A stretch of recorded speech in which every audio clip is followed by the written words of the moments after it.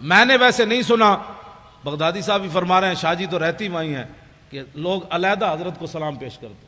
ایسی ہے؟ ہاں ایسی ہے.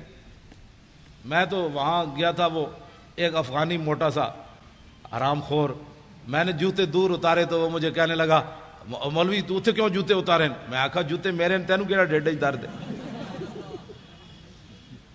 وہ افغانی تنخواہ خور اس نے میرے ساتھ لڑ پڑا، میں نے بہت دور جوتے اتار دیے امیر حمزہ کی بارگاہ میں حاضری دینے کے لیے دور.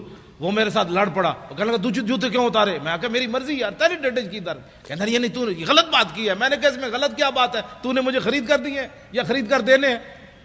کہنے لگا نہیں اس سے بدعت پھیلتی ہے، اس سے شرک پھیلتا ہے. میں نے کہا جا ٹھولے یار، شرک پھیلتا ہے، تمہیں شرک کی تعریف ہی نہیں آتی، بک بک کرتے ہو. ایسی بک بک کرتا ہے.